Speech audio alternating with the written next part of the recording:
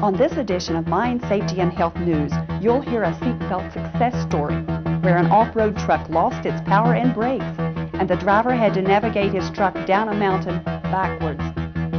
This accident occurred in 1980 when older trucks didn't have emergency steering systems. The accident survivor now operates his own fleet of highway trucks. Let's listen as he describes his accident and how he feels about pre-operational checks and the use of seatbelts. Mr. Sanders, I understand that early in your mining career you had a serious accident. Would you mind describing the events leading up to the accident? No, I wouldn't mind at all. I did have a serious accident. It involved a 50-ton rock truck. The preparation plane in which I was employed ran coal for half a shift and did maintenance work for the rest of the shift. And after the plane had shut down running coal, it was my duties to take the rock truck up the hill and dump the load of refuge that had been loaded that day. It was relayed to me that the truck had been fueled up, so I just started up and headed up the mountain.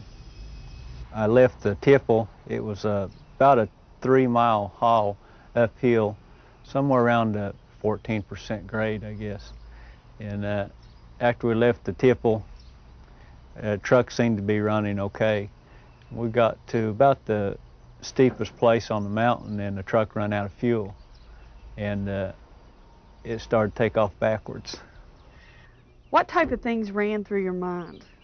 Well, a whole lot of things go through your mind at a time like that. I guess after I pulled the brake and realized it wasn't going to slow down, there was a lot more things went through my mind, where to go and how to get out of there. I thought about jumping, but on the driver's side was a high wall, so if I jumped, I'd been jumping over the mountain. Plus, I don't know that I could have cleared the truck.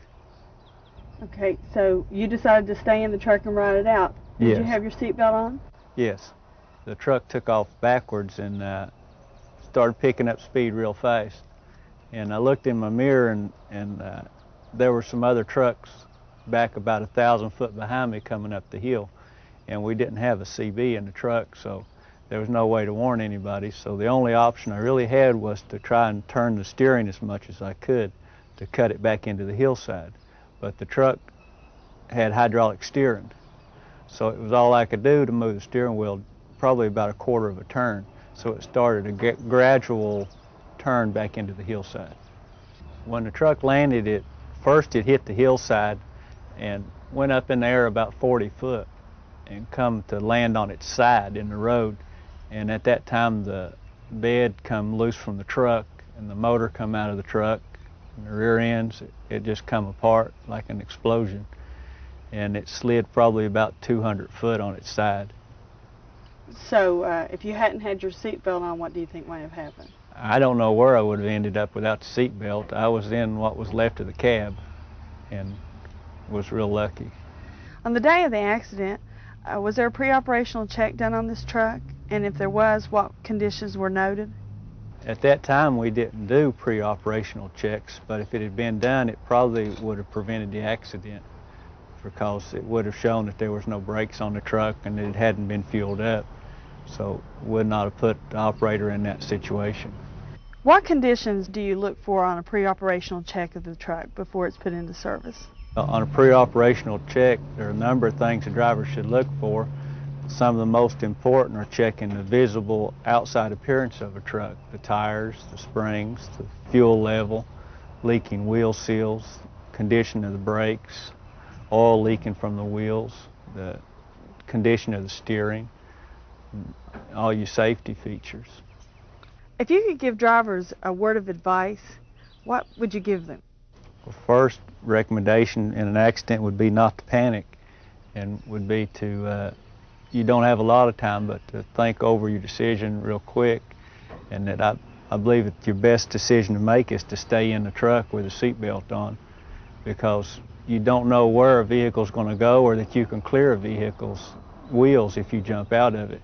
And most of the time people end up getting run over by the vehicle they were in jumping out. Safety is #1 priority with Sanders Trucking. We believe in the proper use of seat belts, proper use of equipment, and the proper training. Seat belts is something that's taken for granted. We don't take seatbelts for granted here. Seatbelts saved my life. Terry Sanders would be the first to agree that if he hadn't been wearing his seatbelt, he wouldn't be alive today. So remember, always wear your seatbelt. Until the next edition of MSHA News, be safe.